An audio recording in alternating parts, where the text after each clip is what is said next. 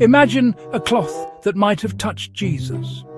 A real cloth, hidden behind glass, studied by scientists and prayed over by millions. Sounds like a mystery from a movie, right? But it's real. It's called the Shroud of Turin, and its story is full of questions, clues, and maybe a miracle. Hidden behind bulletproof glass, carefully preserved in the Cathedral of St. John the Baptist in Turin, Italy, lies a linen cloth unlike any other. For centuries, this ancient fabric has drawn millions of believers from every corner of the world. It is known as the Shroud of Turin. On its surface is the faint image of a man, crucified, wounded and pierced, mirroring the very story at the heart of Christianity. The first known mention of the shroud dates back to the 1300s, but some believe it was secretly kept safe long before that, protected from crusades, fires and even thieves. At one point it was nearly destroyed in a chapel fire, but was rescued just in time. Through centuries of wars and whispers, this cloth kept its secret. For many, it is a treasured link to Jesus himself, a sacred reminder of his suffering and resurrection. Even today, the shroud continues to inspire wonder, prayer and devotion. Some believe it is the very burial cloth that wrapped Jesus' body in the tomb, a miracle that strengthens their faith, a physical witness to the moment death was defeated. Others see it as a precious artifact from the earliest days of the Church, preserved through wars, disasters, and centuries of history. And whether one approaches it with faith, curiosity, or study, the shroud continues to invite one unshakable question. Could this cloth be the silent witness to the greatest event in human history? So, what's the truth behind the Shroud of Turin? Let's uncover what Christians believe, how faith shapes their devotion to the relic, and what science has revealed about this mysterious cloth. The Catholic Church treats the shroud with deep respect and in high regard. It encourages devotion, but stops short of declaring it the authentic burial cloth of Christ. The Church acknowledges the mystery and supports ongoing scientific research. For Catholics, the shroud is an invitation to reflect on Christ's suffering and resurrection, whether or not it is proven to be real. Many Christians venerate the shroud as a holy relic, a physical reminder of Jesus' passion. They pray before it. They reflect on the wounds shown in the image. For them, it isn't about proving a relic. It's about remembering a savior. In 1988, scientists performed radiocarbon dating on a small section of the shroud. The results were surprising. It appeared to date from the Middle Ages, between 1260 and 1390 AD. To many, this seemed to prove it was a medieval fake. But others challenged the test. They said the sample came from a repaired area damaged by fire in the 1500s. Since then, new research has pointed to blood stains, pollen grains from the Middle East, and image characteristics no artist could have created at the time. Some believe the image was formed by a burst of radiant energy, perhaps even at the moment of resurrection. To this day, no one knows exactly how the image was made. Faith sees a miracle. Science sees a puzzle. And some people, they see both. So, does the Bible mention the shroud? Not directly. The Gospels say Jesus was wrapped in linen cloth and laid in a tomb. But there's no mention of an image, no description that matches what we see in the Turin shroud. That's why the Church is careful. They invite reflection, not conclusion. The Shroud of Turin may or may not be the burial cloth of Jesus. But for many, it's more than evidence. It's a symbol of what Jesus endured, a reminder of wounds borne for the world, and the hope that followed on resurrection morning. So yes, the Shroud of Turin does exist, its mystery remains, its meaning runs deep. But whether it wrapped the Saviour or simply reminds us of his sacrifice, our faith isn't in the cloth. It's in the one who rose again.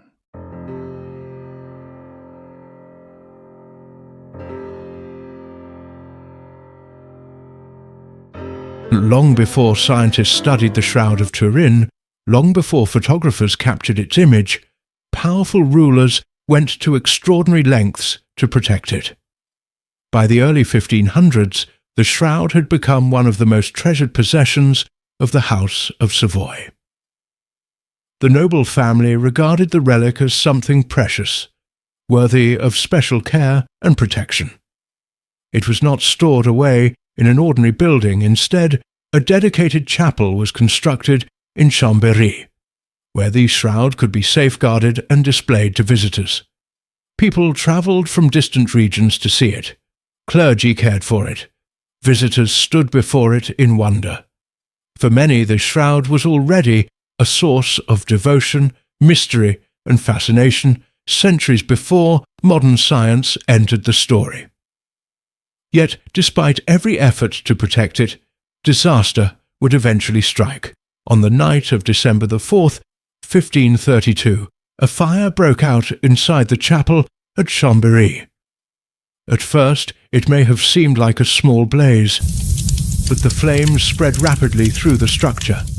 Smoke filled the chapel. Wooden beams began to burn. As the fire intensified, the danger grew. The shroud was stored inside an ornate silver reliquary, a protective container designed to safeguard the precious cloth. But the silver reliquary was now exposed to intense heat. As flames surrounded the chapel, the metal became dangerously hot. The silver began to soften. Parts of the reliquary started to melt. Inside, the folded shroud was at risk of being destroyed. The situation had become desperate. Church officials and attendants rushed into the burning chapel. With little time remaining, they worked quickly to reach the reliquary before it was too late. According to historical accounts, the protective container had to be forced open as the fire continued to spread around them. Finally, the shroud was removed from danger. The cloth had survived, but the fire had left its mark. Molten silver and intense heat damaged portions of the folded linen. Burn marks could now be seen on the cloth. Yet, despite the damage, the shroud itself had been saved. Had the rescue come any later, one of history's most famous relics might have been lost forever. 2 years later, skilled Poor Clare nuns carefully repaired the damaged sections of the cloth. Their work helped preserve the shroud for future generations. Even today, evidence of the fire remains visible. The marks left behind serve as a reminder of the night the shroud nearly disappeared forever. The cloth had survived fire, it had survived danger, and its remarkable journey was far from over. Soon another chapter in its history would begin, one that would eventually bring the shroud to its permanent home in Turin, Italy. After surviving the fire, the shroud remained in Chambéry for decades. Then, in 1578, the House of Savoy transferred the relic to Turin, Italy. There it would remain for centuries. Millions would come to see it, researchers would study it, and the mystery surrounding the cloth would continue to grow. Today, the relic is known around the world by the city that became its home, Turin. Yet, despite centuries of protection, one question remained unanswered. What exactly was the mysterious image preserved on the cloth? Generations passed, the shroud remained, and the mystery endured. Then, in the year 1898, a new technology would reveal something no one expected. A discovery that would transform the shroud from a revered relic into one of history's greatest mysteries. And it all began with a photograph. Imagine discovering an ancient cloth that had been quietly preserved for centuries. a cloth believed by many to be connected to one of the most important events in Christian history. For hundreds of years, people looked at the Shroud of Turin and saw little more than a faint image on old linen. Then, in 1898, everything changed. An Italian photographer named Secondo Pia was given permission to photograph the shroud. At the time, photography was still relatively new. Pia carefully positioned his equipment and captured several photographs of the cloth. But when he developed the photographic negatives, he saw something completely unexpected. The image in the negative appeared clearer and more detailed than the image visible on the cloth itself. Suddenly, facial features became easier to see. The image seemed more lifelike. Many people were amazed. How could a cloth that existed long before photography appear to contain information similar to a photographic negative? News of the discovery quickly spread throughout Europe and beyond. Scientists became interested, historians became interested, and millions of ordinary people became fascinated by the mystery. Some believed the discovery supported the idea that the shroud was authentic. Others remained skeptical and searched for natural explanations. Yet everyone agreed on one thing. The photographs had transformed the shroud from a little-known religious relic into an international mystery. More than a century later, people are still discussing what Secondo Pia discovered. Researchers continue to study the image. New technology continues to examine its details. And the question remains, why does the image on the shroud behave so differently from ordinary artwork? Was it created by an unknown process? Was it the result of natural events? Or does the answer remain hidden somewhere within the cloth itself? Whatever the explanation may be, the photographs taken in 1898 changed the story of the shroud forever and opened the door to one of history's most enduring mysteries. But the surprises didn't end with Secondo Pia's photographs. In fact, one of the strangest discoveries was still decades away. In the 1970s, researchers began examining the shroud using advanced imaging equipment. One device in particular would produce an unexpected result. The machine was designed to analyze brightness and distance information within photographs. Researchers expected the shroud image to behave like an ordinary photograph. Instead, something unusual happened. When the image was processed, it appeared to contain information that could be used to create a three-dimensional representation of the face and body. The results surprised investigators. Most photographs become distorted when converted into three-dimensional forms. The shroud image behaved differently. Features of the face appeared more natural. The contours of the body appeared more realistic. Researchers debated what this meant. Some believed the discovery was highly significant. Others argued that natural explanations could still account for the results. Yet everyone agreed on one thing. The image continued to behave unlike ordinary artwork. As the investigation continued, researchers made another intriguing observation. The image itself appears extremely shallow. Rather than penetrating deep into the cloth, the discoloration affects only the outermost fibers. This detail has puzzled scientists for decades. Traditional paints usually soak into fabric. The image on the shroud appears different. The fibers themselves seem lightly discolored near the surface. How did this happen? No one knows with certainty. Numerous theories have been proposed. Some suggest chemical reactions. Others point to environmental factors. Still, others believe multiple processes may have worked together.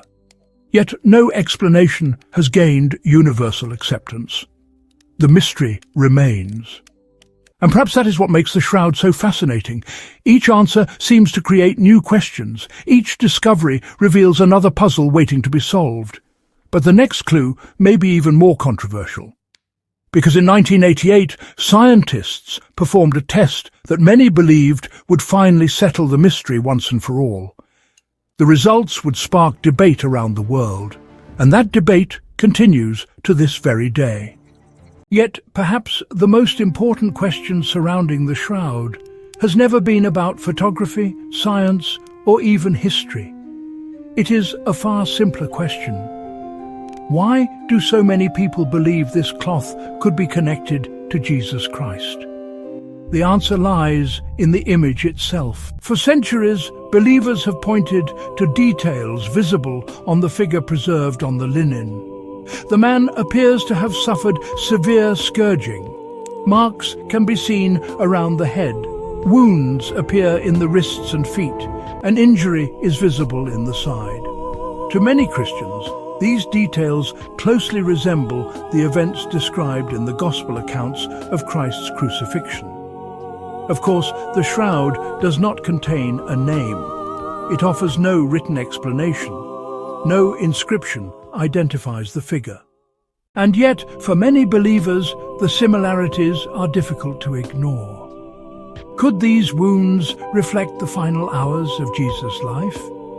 Could this image preserve a connection to the events remembered each year during Holy Week?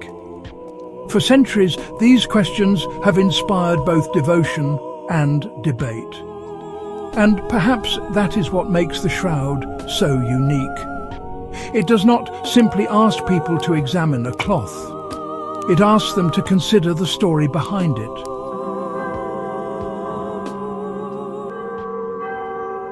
Thank you for joining us on this deep dive into the mystery of the Shroud of Turin. For centuries, this remarkable cloth has inspired faith, curiosity, and debate. Whether viewed as a sacred relic, a historical artifact, or one of history's greatest mysteries, the questions surrounding it continue to fascinate people around the world. If you enjoyed this journey through history, be sure to like this video, subscribe to Bible Brick Tales, and join us for more explorations of biblical history, ancient mysteries, and stories from the world of the Bible. Until next time, thank you for watching.